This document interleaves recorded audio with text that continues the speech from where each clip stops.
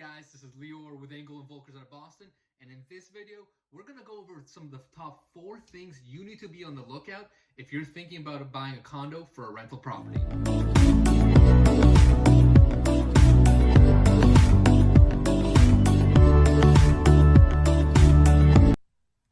What's going on, everyone? This is Realtor with Engel and Volkers, and in this video, we're going to dive into 4 things you really got to be on the lookout for if you're thinking about buying condo as a potential rental property. Now, before we get into that, as always, first of all, if you ever have any questions about buying, selling, leasing, or anything to do with real estate, please contact me below. My contact info is right below. Me and my Taylor work 24/7 for you guys. So whether you're thinking of buying, selling, investing, leasing, if you have any questions, hit me up on email, text, whatever it is, and we'll connect. And then second of all, please, guys, subscribe to my channel below. Put tons of these videos, whether it's for investing or neighborhood overviews or community highlights.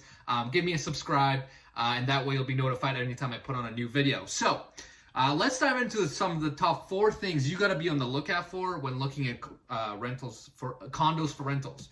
So number one is you got to look at the size of the building. And you know, what's really commonplace in Boston, if you're going to be looking at condos around the greater Boston area, you're probably going to run into the scenario of, you know, should I buy a condo in a 2, 3, or 4 family, or should I buy a condo in a larger building, right? Like a 10, 15, 20, 25 plus unit condo building. And the reason why there's actually a big discrepancy between them is, you know, I like larger condo buildings from the perspective that it alleviates, you know, you have less maintenance requirements outside of your unit. So if you think about a condo investment, right, regardless whether it's a large building or a small building, you're going to be the owner, and you're going to be the one that needs to maintain the interior of the unit. But what about the exterior of the unit, right? You've got common space, you've got things like utilities, siding, roof, all that. If you're in a 3 or 4 unit building, you only have 2 or 3 other units with you, right? So if you got to go tackle a roof, it's like a big project, right? Because you got to go get 2 other owners, and you're each going to need to probably cough up, you know, 33% of the cost to repair whatever it is you're trying to repair. So not only is it, not only are you liable for a bigger percentage of the repairs, but also if you think about it from a coordination and logistical perspective, it's going to be a lot more annoying, right? You're going to have a lot more responsibility. Whereas if you're like, say, a 15, 20, 25 unit condo building, right? If there's an issue with the roof, first of all, you're going to have a much smaller percentage, much smaller percentage of responsibility from a financial perspective. And second of all, which we'll get to in another point later on, is realistically, there's probably going to be someone from property management or from the trustee association that's going to really be handling most of the logistical work. So again, whether it's a roof leak, whether you're replacing common space carpet, whatever it is, right? The amount that is required from you, both from a financial perspective and logistical perspective, is a lot lower when you're in a larger building. So that's one of my big reasons why I like bigger buildings, right? Because you have to deal less with common space maintenance. And one other thing for this point too is, if you really think about it, right, one of the most common types of 3-unit buildings around the Boston area is the triple decker, right? So not only are you responsible for roof, siding, but also you've got front decks, back decks a lot of times. So you know, those things are all things that will fall directly on you and 2 other owners. So that's point number 1. Now let's go to point number 2, which kind of ties into this point, but property management, right? When you go into these larger condo buildings, you typically have professional management, right? Whereas when you go into a 3-4 condo unit building, it's typically self-managed. I mean, sometimes you see, if it's like an established association or a very active one, they'll hire a professional property management company. But I'd say the grand majority of times, those 2, 3, 4 unit condo associations are self-managed, which again means that as an owner in that association, any sort of logistical coordination work, et cetera, falls directly on you, right?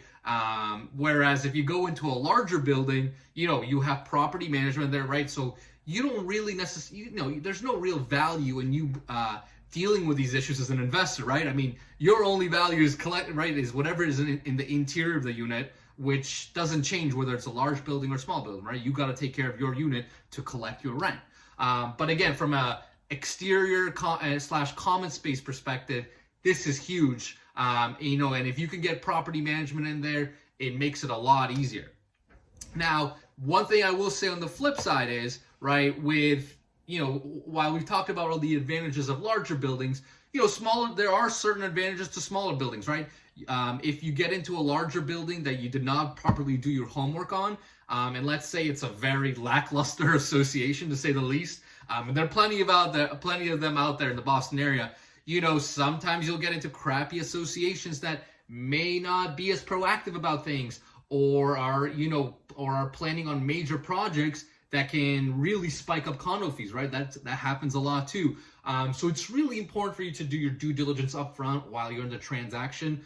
Make sure it's an active association. Make sure there's no major projects that don't come and hurt you once you own the unit.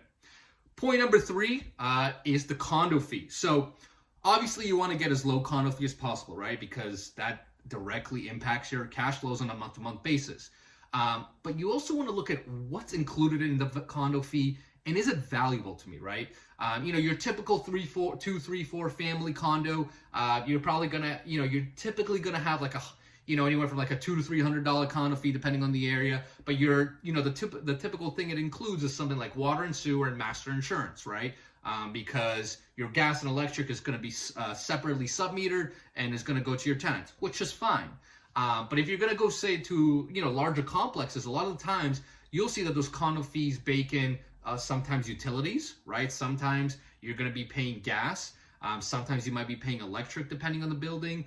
You'll be paying things like property management, which is a value add, right? Because it takes work directly off of you. And any other common space maintenance, landscaping, snow removal, which on a 2 to 3, 4 unit building would again fall directly on your lap, right? So, and you may ask yourself, well, I don't want to pay gas or electric for my tenant, right? If I can go get my 2 or 3, 4 unit building where the tenant would pay for it. And that's true to a degree, but remember, when you're advertising your unit for rent, right? I mean, there's certain value to a prospective tenant to tell them, hey, you know what, I pay the gas, you're only responsible for one utility like the electricity. Not only that, but you can technically ask a little bit more for rent, right? I mean, if fair market value was say $2,700 for that unit, then if gas is included, you can always say, you know what, because gas is included, I'm going to be asking for $2,750 or $2,800 or whatever it may be. So my point with all of this is look for advantageous condo fees, right? If you can get things like a utility included, which is great, or professional property management, that's also another value add. Again, things like landscaping, snow removal, those are all things that you don't have to deal with that get taken off your shoulder. And those are things that are valuable for tenants, right? Tenants don't want to shovel their cars out. They obviously don't want to be responsible. They don't want to be responsible for landscaping. And neither do you, right? You don't necessarily want to be the guy, the point guy or gal that's dealing with that. So hopefully that makes sense. And then point number 4 is restrictions. So like we were talking about doing your due diligence up front. So one of the things you're also going to want to be on the lookout for is any sort of rental restrictions. Some buildings have restrictions about short-term rentals. So if you're thinking about doing an Airbnb potentially, there are some associations that don't allow that. There are also some associations that requires certain lease lengths for rentals. So some associations may say you can rent this unit, but it must be 1 year. It must be at least a 1 year lease length. Other associations have a certain percentage of condos that can be rentals, which is huge, right? And that's definitely one thing you need to catch up front, because the worst thing would be buying a condo and then realizing they have a rental restriction once you own it and you can't rent it. So there's a certain number of restrictions that you kind of got to be on the lookout for.